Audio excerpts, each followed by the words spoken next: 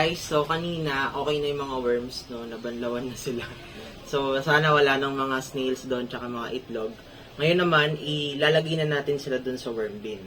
So kahapon, kagabi pala actually, itong seal, itong butas is sinilyahan na namin, nilagyan na namin ng sealant, so wala na siyang butas. Ready na siya for occupancy ng ating mga worms. So ngayon, meron akong tatlong bagay lang. Syempre, yung worms natin. So these are all African night crawlers. And then yung ating food waste na siguro mga isang buwan na tong nabubulok. Kaya medyo kakainin na nila to. And then yung mga karton natin. Yan. So ito yung mga karton natin. Plus the eggshells.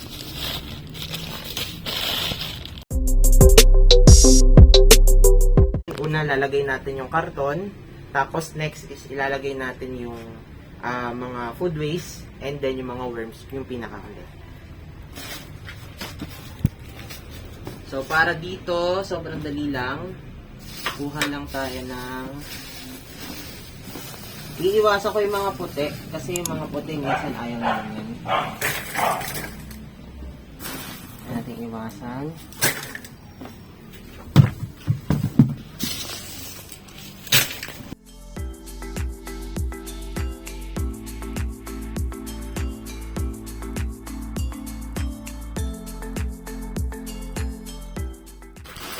Next naman is yung ating coco peat. So, para sa ng coco peat, pang bedding lang siya. Kasi ito is nabubulok din. So, pagka tumagal-tagal din, kakainin din nila to. Pero itong coco peat kasi is maganda siya kasi nagre-retain siya ng moisture.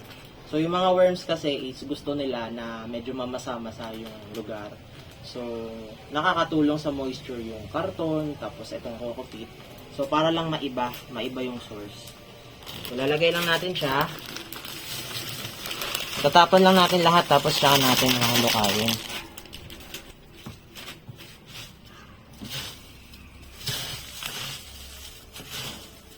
So, ito palang rep na to is wala siyang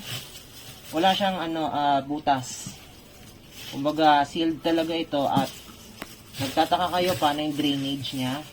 So, ililimit lang natin, i-maintain lang natin yung mga tubig na ibibigay natin sa kanila. Kumbaga, tamang moisture lang, hindi pwedeng malunod to. Kasi kapag nalunod to, babaho yung ating worm bin.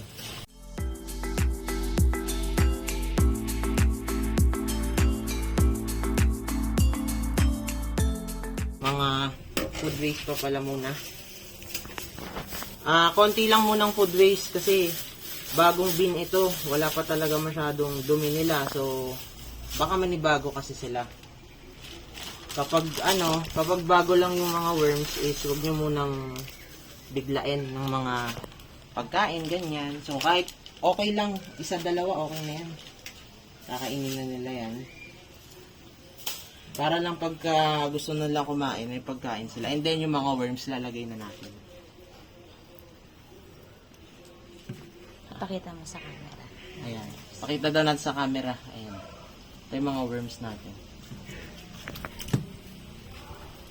So, meron na rin tong kasamang halo na worm casting na konti. Kaya, nakakatulong din sa pang-boost ng system nila. Para hindi siya back to zero na literal na nag-start ka from scratch.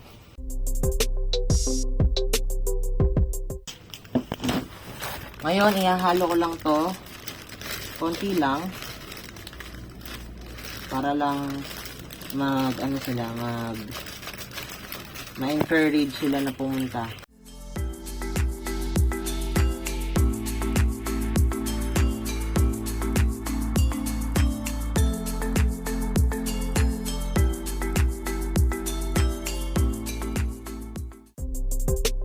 Pag maglalagay kayo ng tubig, mas maganda walang chlorine. Ang tap water kasi, lalo na kung nasa city ka, most likely meron yung chlorine. So, ang chlorine kasi is bad substance siya sa mga worms kasi parang masusunog yung balat nila doon.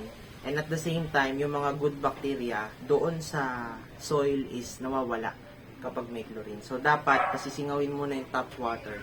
And sa case naman na to, ang ginamit ko is mineral water to. So, yung tubig inumin.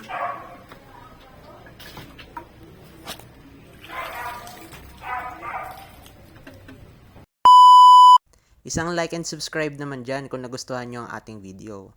So, bago lang tong segment na ginawa ko na may preview tayo para sa next episode. So, next Tuesday, 6 PM lang ulit, magbibilang lang tayo ng worms at after some months, titingnan natin gaano karami yung kailangan ng worms para dumoble sila. Abangan ang aming videos every Tuesday, 6 PM ng hapon regarding worms featuring our African night crawlers.